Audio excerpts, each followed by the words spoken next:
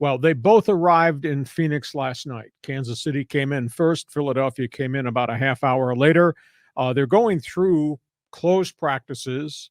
They already have installed their offenses and their defensive game plans. They will then go through practices Monday, Tuesday, Wednesday, fairly intense. Thursday will be media day.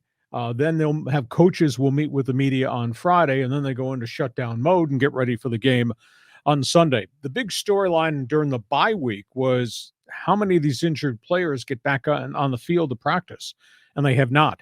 Kansas City has now officially lost wide receiver Mecole Hardman. He's been put back on injured reserve.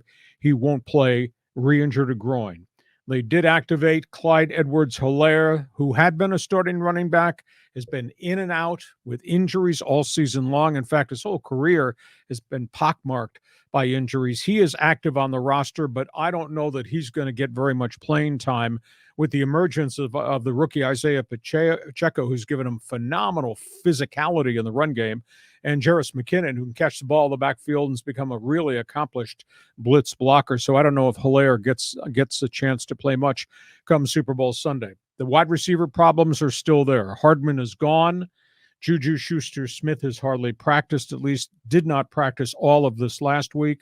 He's an integral part in terms of big body catching balls down the field, and also an integral part in blocking for Pacheco on blocks at the second level. He has hardly practiced. Marquez Scantling is practicing finally. And then the last receiver, Kadarius Toney, has not gotten back on the field yet.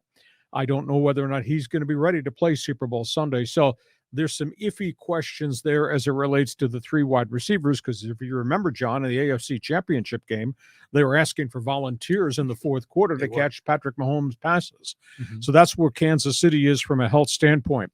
Philadelphia's Lane Johnson, their best offensive lineman, has hardly practiced at all. He's had ongoing injury problems. He's a warrior. I'm sure he will play Super Bowl Sunday. And I don't know about Landon Dickerson, the right guard who starts next to Lane Johnson.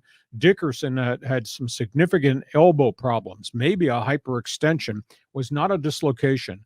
But I think if he practices this week, they'll brace it up and he'll probably be able to play. So that's really the storyline at the end of last week, who was not on the field versus who was ready. And now this week, they just go through their final walkthroughs and the installment of the game plan, and off we're running. It's going to be fun. Philadelphia is the favorite by, I think, 1.5 points in this game. But I think these two teams are so balanced, and these two teams are so dangerous, and these teams are so explosive. Your response? Well, given that if they've played 17 games in the regular season, they've each played 2 playoff games. So this is the 20th game, right, of the year. I mean, these guys, even though some of them are coming back to health, they still have to be, a lot of bruises, a lot of worn out muscles. I mean, so they're not going in fresh for this game. They're just going to try to be as fresh as they can be. I think it's going to be fascinating because there will be surprises at 3:30 West Coast time on Super Bowl Sunday.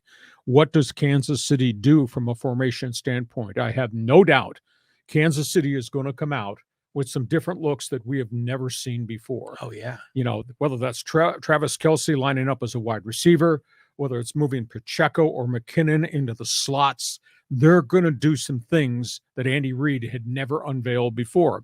And in terms of Philadelphia, I think probably much the same. Now, they're not going to be moving people to different positions, but I think Philadelphia, to create matchup problems, is going to be doing unique things with motion. Because when you put your guys in motion, that changes the whole concept of what the defense is doing, and maybe they're a half step slow to react. So look to see early in the game if there are suddenly some real different matchup things or formations that we never saw before, because that's what 2 weeks of Super Bowl prep is all about. Okay, let's go from there, because we got a ton of other topics off the field to talk about. And a reminder, Thursday, our regular podcast, Super Bowl preview. We will break down specifics: Kansas City versus Philadelphia, Eagles versus Chiefs. That'll be on Thursday afternoon's podcast. But off the field, where do we go? Okay.